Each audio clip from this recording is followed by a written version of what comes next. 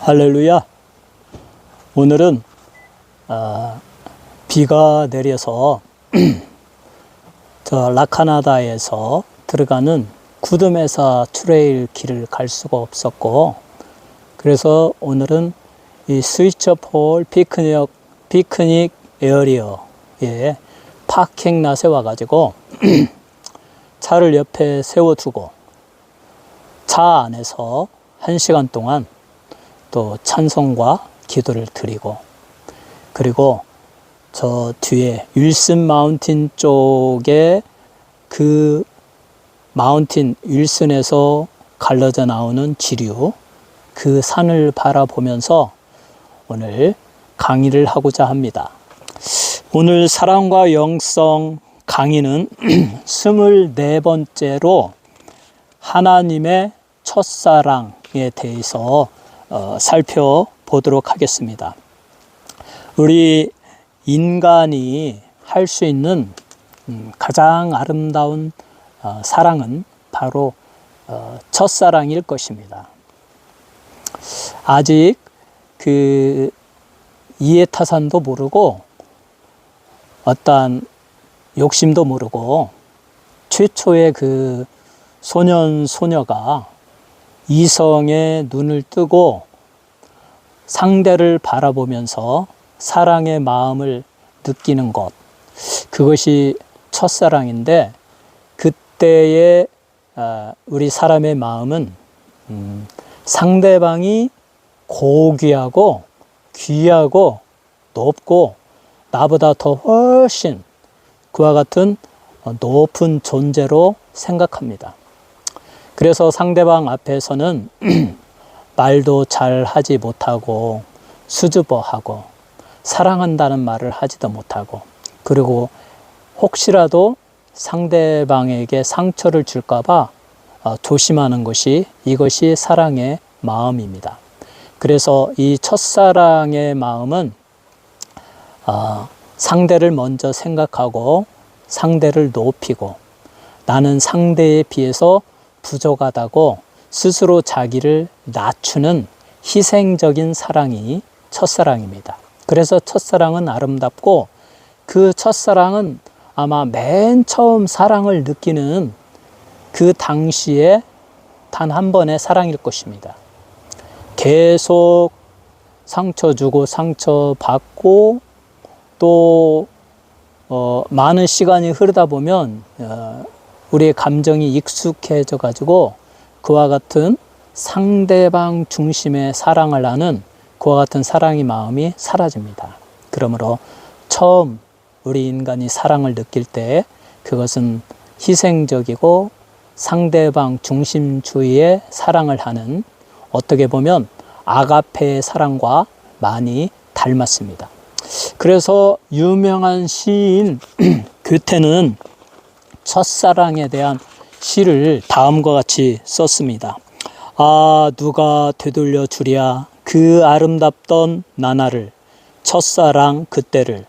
아, 누가 되돌려 줄 수 있으랴 그 아름답던 시절에 오직 한순간만이라도.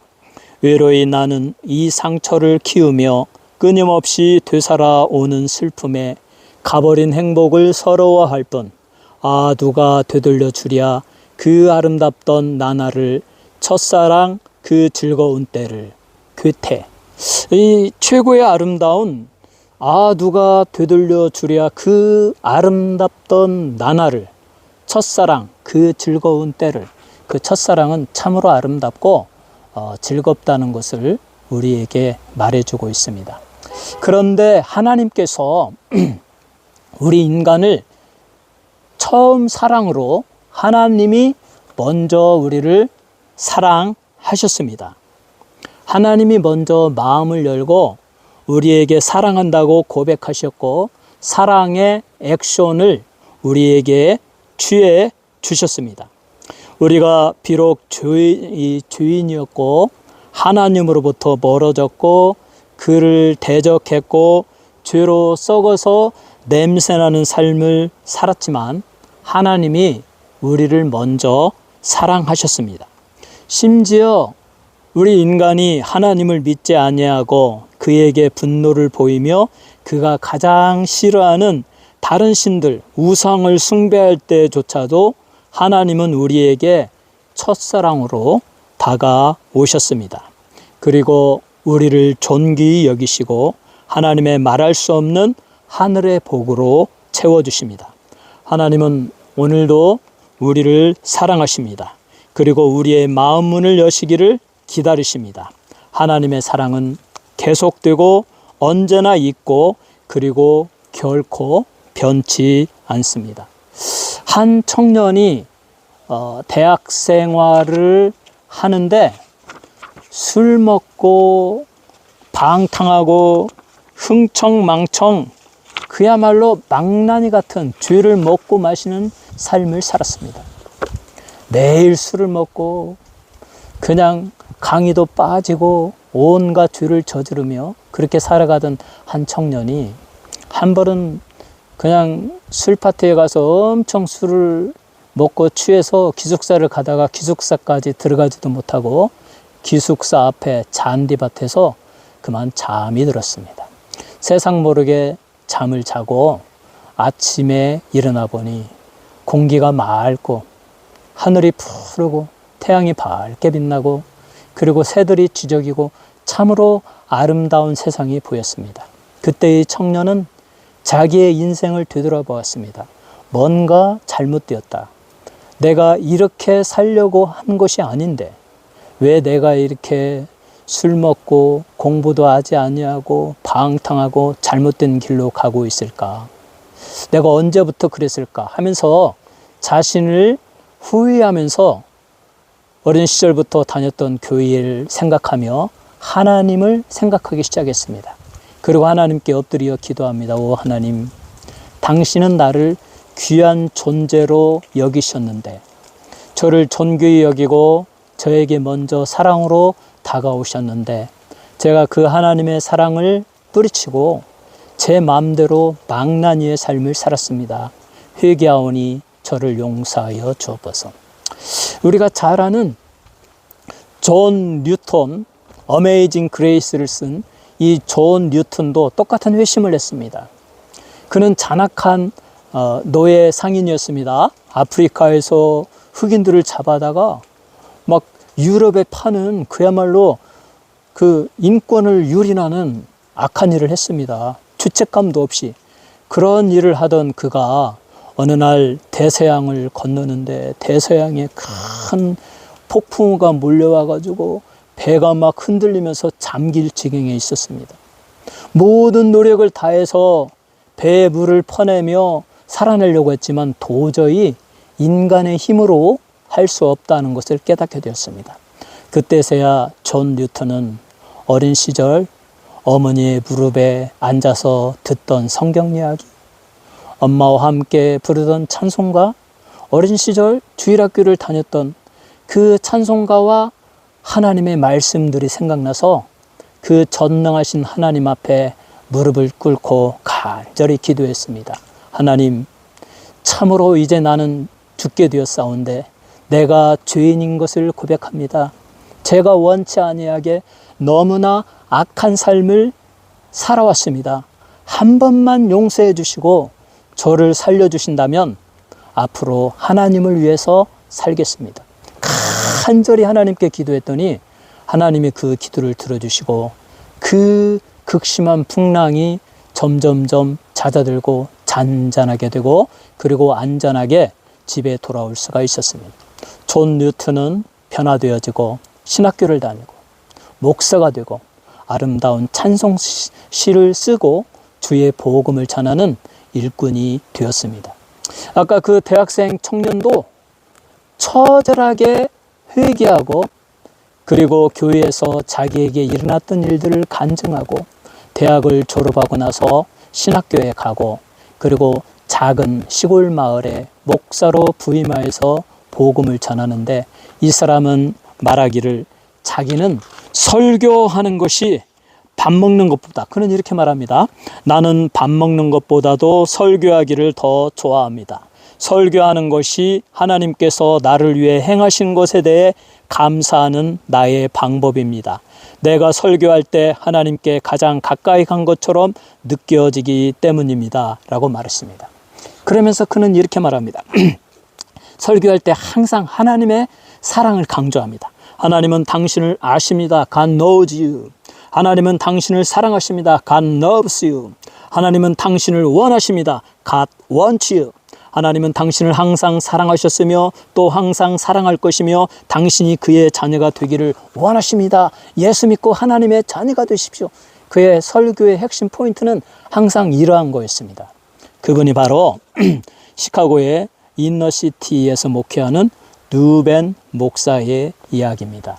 그의 경험대로, 그의 설교 말씀대로 하나님은 여러분을 먼저 사랑하셨습니다. 여러분을 원하십니다. 여러분을 앞으로도 계속 사랑할 것입니다. 하나님의 사랑은 결코 변치 않으며 여러분이 하나님의 자녀가 되어서 하나님이 예배하신 온갖 종류의 복을 쏟아 부어주시는 축복을 다 받기까지 하나님은 그렇게 사랑할 것입니다. 그러므로 사도 요한은 이렇게 말합니다. 요한일서 4장 10절에 사랑은 여기 있으니 우리가 하나님을 사랑한 것이 아니요 오직 하나님이 우리를 사랑하사 우리 죄를 위하여 화목제로 그 아들을 보내셨음이니라. 우리가 하나님을 사랑한 것이 아니라 하나님이 우리를 사랑하사 우리 죄를 위하여 그의 아들을 화목제물로 보내주셨다. 우리는 먼지 하나보다도 못하고 흙벌레보다도 못한 작고 냄새나는 존재였지만 하나님께서 먼저 우리를 사랑하셨습니다. 그분이 사랑의 원형이시고 모든 일을 사랑으로 행하시는 분이기 때문에 우리를 먼저 사랑하셨습니다. 하나님은 본질이 사랑이십니다. 그는 사랑하지 않고는 존재할 수가 없습니다. 그래서 그의 무조건적이고 희생적이며 전적으로 우리를 위한 사랑으로 그가 먼저 찾아오셨습니다. 그래서 사도 요한은 하나님은 사랑이시다. God is love라고 말합니다. 이것은 하나님의 본질과 또 다른 분의 보충을 묘사하고 있습니다. 하나님은 삼위일체 안에서 사랑으로 존재하시는 분이십니다. 요한은 말하기를 죄인들을 위하여 가지시고 죄인들에게 베푸시는 하나님의 사랑은 삼위일체 안에서 영원히 맴돌고 있는 사랑으로부터 발원한 것이다 라고 말합니다. 예수님은 이렇게 말씀하셨어요. 요한복음 15장 9절에 아버지께서 나를 사랑하신 것 같이 나도 너희를 사랑하느니라. 아버지께서 나를 사랑하신 것 같이 아버지의 사랑을 받으신 그 사랑으로 나도 너를 사랑하노라. 하나님은 God is love, 본질이 사랑이십니다. 어떻게 사랑으로 존재하십니까? 성부, 성자, 성령이 서로를 향하여 희생적인 사랑으로 서로의 행복을 위하여 영원 전부터 사랑하며 존재하셨습니다. 성부는 성자와 성령을 사랑하시고 성자는 또 성부와 성령을 사랑하시고 성령은 성부 성자를 사랑하시고 이렇게 서로 사랑하는 삼위일체 안에서 발원하는 사랑으로 인하여 예수님은 아버지께서 나를 사랑하신 것 같이 나도 너를 사랑하느니라 라고 이렇게 말씀하고 있습니다. 하나님은 사랑이시다 라고 할 때 그것은 하나님의 성품이, 캐릭터가 사랑이시다는 것을 말하고 있습니다. 이것은 죄인들을 구원하시기 위한 하나님의 자비로운 성품을 말해 주십니다. 예수님은 하나님을 사랑의 마음을 지니신 자비로우신 아버지로 찬양합니다. 자비로운 아버지는 아무런 조건 없이 죄인들을 사랑하십니다. 하나님은 그가 인간을 사랑하기 이전에 먼저 아들과 성령을 사랑하셨습니다. 그리고 이 아들과 성자와 성령을 사랑하고 그들이 행한 일로 인하여 그들과 관련하여 그들이 행한 일 때문에 우리를 사랑하십니다. 하나님이 에덴 동산에서 아담과 하와가 타락하여 죽음의 길을 가게 되었을 때 우리 하나님은 인류의 구원을 생각하셨습니다. 어떻게 하면 이 파괴된 타락한 세상보다 더 아름다운 세상을 만들고 인간을 모두 구원할 수 있을까? 성부 하나님이 사랑의 하나님이니까 그렇게 생각을 하셨죠. 그 성부를 너무나 사랑하는 성자는 이 성부의 생각을 구현하고 구체화하는 일에 앞장섭니다. 아버지, 제가 아버지의 사랑이 실현되어지도록 이 세상에 사람의 모습으로 내려가겠습니다. 사람과 같이 되어서 사람의 모습으로 살고 사람의 죄를 제 두 어깨에 다 짊어지고 전능하신 하나님께 속죄의 제사를 십자가에서 드리겠습니다.